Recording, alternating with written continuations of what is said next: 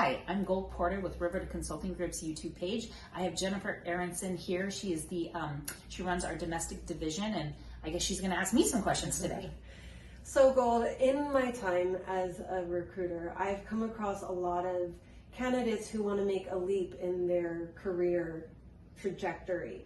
And they really are asking, how do I do that efficiently? I've been, let's say, a nanny, and I want to become an assistant, a personal assistant. How best do I do that? Because it seems sort of this catch-22. I have certain experiences, but how do I translate that? And being in the consulting business, in part of what Riveter Consulting offers, how would you recommend going about this? So I do offer career consulting, and this is almost always the topic I get when people call me. So working in a home, I find, especially nannies, you end up doing kind of the PA type duties, and eventually you want to be a house manager, or maybe you are a personal assistant. I find most people are kind of looking towards that house management or somewhere in that world. And first of all, the resume is what opens the door, right? Mm-hmm. The interview is the second step. So building your resume to support that job is important. So as an example, if you're a nanny in a home, but you're taking on personal assistant duties, or maybe house management, you're meeting with vendors, you're running errands, you're doing things outside childcare. Yes. And the principal and you feel comfortable as a candidate putting this on your resume, what I recommend doing is you're a nanny / house manager, you're a nanny / personal assistant.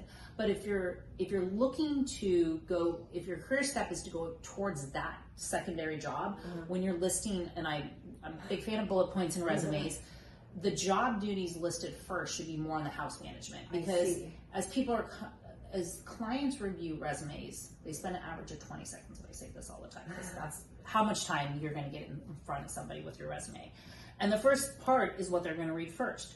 So if they're saying, okay, I need this job, but this person's doing this, there's no correlation. So it's really important to correlate what you're looking for to what you've done. Okay. And then through cover letters or, a write-up, you can say, although I have more experience as a nanny, but in my last job I did this, this, and this. And you just keep building upon that. And if you don't, for me, when I went to be a personal assistant, I came from financial planning. I did investments for 12, 15 years. I had never worked in a home.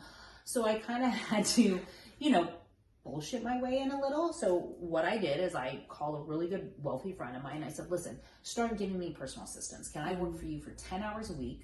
And I flew out to Florida. I set up his house. I bought stuff for his home. I did research on projects. I reached out to friends and people I knew and said, give me these duties so I can use you as a reference. I can put you on my resume. So whether it's, maybe volunteer work or, working some events, or just doing something where you can start building a resume where you've been in a home. Because for a lot of the positions that we do, they want to know that you're going to be okay in their home. That you've had private home experience. Yes. And it's that catch-22. It's I know I can do the job, but I don't have the experience on my resume. And there has to be that comfort level.